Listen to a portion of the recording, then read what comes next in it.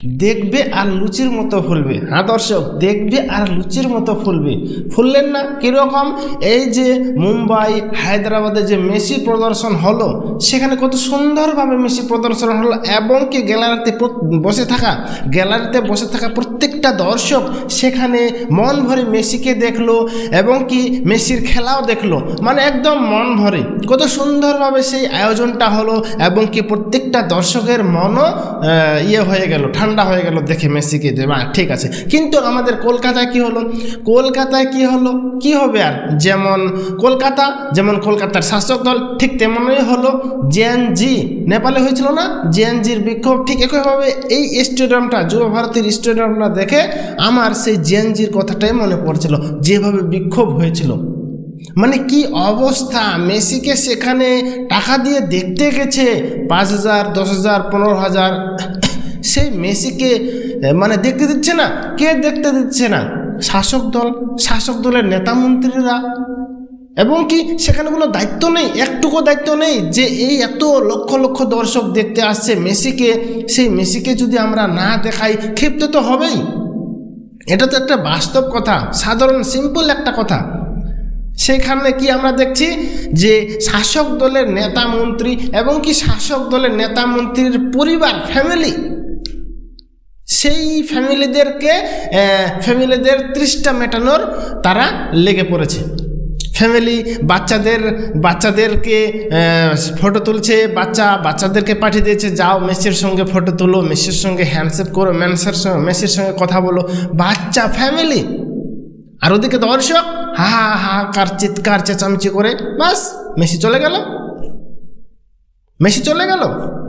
আর তারপর ওই দিনেই যখন হায়দ্রাবাদে দেখলো যে কত সুন্দরভাবে মেসি প্রদর্শন হচ্ছে, তখন শাসক দল ত্রুটি খুঁজতে লাগলেন। এবং কি বিশেষ করে কুণাল ঘোষের একটা আমি সোশ্যাল মিডিয়াতে পোস্ট দেখলাম, সেখানে লেখা আছে কি, নিরাপত্তা বাহিনী কই? এই যে মেসি আছে, মেসির নিরাপত্তা বাহিনী কই? খুচরো পয়সার শব্দ বেশি, জানেন তো আপনারা? খুচরো পয়সা বেশি শব্দ করে। ঠিক একইভাবে আমাদের শাসক দল বা পশ্চিমবাংলার শাসক দল খুচরো পয়সা, এবং কি খুচরো পয়সার শব্দ বেশি। তার জন্য কুণাল ঘোষ কি এই যে হায়দ্রাবাদ, মুম্বাই, এগুলোতে একদম সুন্দরভাবে মেসি প্রদর্শন হলো, সেখানেও ত্রুটি খোঁজার চেষ্টা, এবং কি ত্রুটি খুঁজে পাচ্ছে না, তখন সেই কোনো একটা ইস্যু, ত্রুটি বের করে সোশ্যাল মিডিয়াতে এসে যাও, নিরাপত্তা বাহিনী কই? কুণাল ঘোষ বলছে। কি বলবো, নিরাপত্তা বাহিনী কই? আরে কি বলবো এদের, যে মানে ওই যে তাহলে কলকাতায় ছিল চারিদিকে ঘিরে টিএমসি নেতারা, তারা নিরাপত্তা বাহিনী ছিল? মেসিকে ঘিরে যে কলকাতা যুব ভারতীতে টিএমসি নেতারা এবং কি টিএমসির পরিবারের লোকেরা চারিদিকে ঘিরে ছিল মেসিকে নিয়ে, মেসির চারিদিকে, তাহলে তারা কি নিরাপত্তা বাহিনী ছিল? তাজ্জব প্রশ্ন আর তাজ্জব কথাবার্তা। তো তার জন্যই বলছি যে দর্শক, মানে আবার আরেকটা কথাবার্তা, সেখানে কিন্তু একজনকেও গেরুয়া পতাকা তুলে করছিল আর কি। তো এবার ওটা ধরে বলছে কি যে বিজেপি করেছে।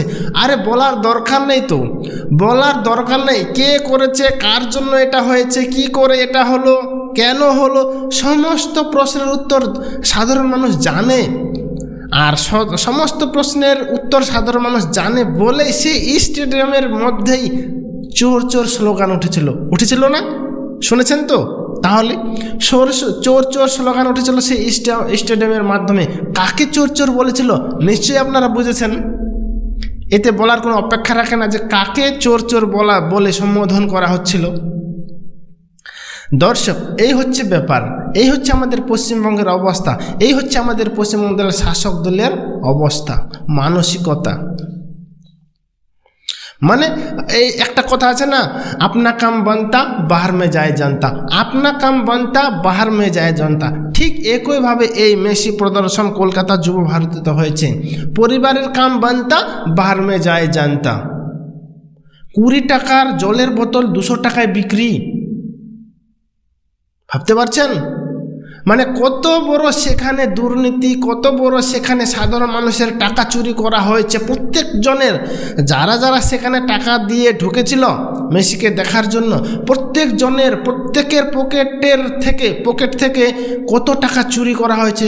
কারো 10,000 টাকা, কারো 15,000 টাকা, কারো 20,000, কারো 5,000, কারো 7,000। প্রত্যেকজন ব্যক্তির পকেট থেকে চুরি করা হয়েছিল এই টাকাটা চুরি করা হয়েছে। তাহলে চোর চোর স্লোগান হবে না? এটা কি কোনোদিনও হয়? অবশ্যই হবে। দর্শক কি বলবেন? এদিকে যেখানেই যাচ্ছে মেসি প্রদর্শন, যেখানেই হচ্ছে, আমাদের পশ্চিমবাংলার শাসক দল জ্বলছে, সাথে জ্বলছে সাধারণ মানুষও, কারণ দেখতে পায়নি, সেটাই আফসোস।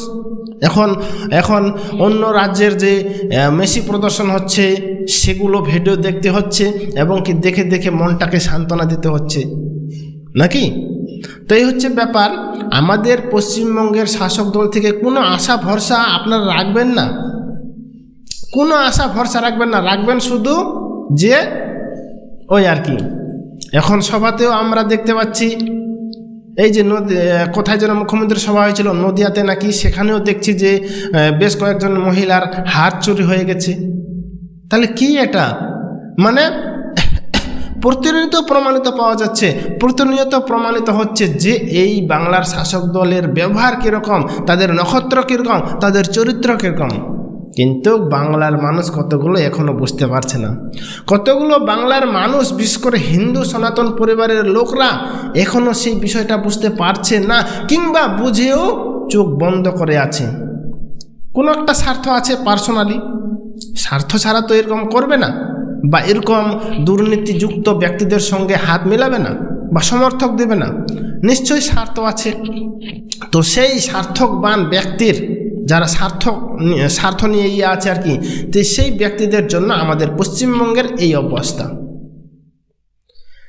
এই যে খবরটা বা এই বিষয়টা, কলকাতা যুবভারতীর যে বিক্ষোভটা, সেটা শুধু আমাদের পশ্চিমবাংলায় নয়, সেটা আমাদের শুধু ভারতবর্ষে নয়, সেটা আমাদের শুধু ভারতবর্ষে সীমিত না থেকে পুরো বিশ্বে ছড়িয়ে গেছে। এবং কি মেসি তো নিজের চোখে দেখলো, এবং কি মেসির সঙ্গে আসা সমস্ত স্টাফরা, সমস্ত সদস্যরা নিজের চোখে দেখলো যে পশ্চিমবাংলার নেতা মন্ত্রীদের মানসিকতা কীরকম। তারা বুঝতে পেরেছে যে পশ্চিমবাংলার নেতা মন্ত্রীদের এটা করা ঠিক হয়নি। সবসময় মেসিকে ঘিরে, পরিবারের লোকজন মেসিকে ঘিরে থাকা, এটা ঠিক হয়নি। বুঝে গেছে পশ্চিমবঙ্গের নেতা মন্ত্রীদের মানসিকতাটা, বুঝে গেছে মেসি এবং কি সমস্ত বিশ্বের মানুষ। এবং কি ভারতবর্ষের বাইরে, ভারতবর্ষ তথা ভারতবর্ষের বাইরে এখন পশ্চিমবঙ্গ জল করে জ্বলছে। সেই জ্বলাটা আলো দিচ্ছে না, অন্ধকার দিচ্ছে। বুঝতে পারছেন? সেই আগুনটা মানে পশ্চিমবাংলার যে একটা নক্ষত্রের মতো জ্বলছে, সেটা আলো দিচ্ছে না, সেটা অন্ধকার দিচ্ছে। এই হচ্ছে ব্যাপার দর্শক। তো দর্শক, আপনাদের মতামত, আপনাদের কমেন্ট অবশ্যই কমেন্ট করে জানাবেন। দেখাচ্ছে পরে ভিডিওতে। ততক্ষণে ভালো থাকবেন, সুস্থ থাকবেন। ধন্যবাদ।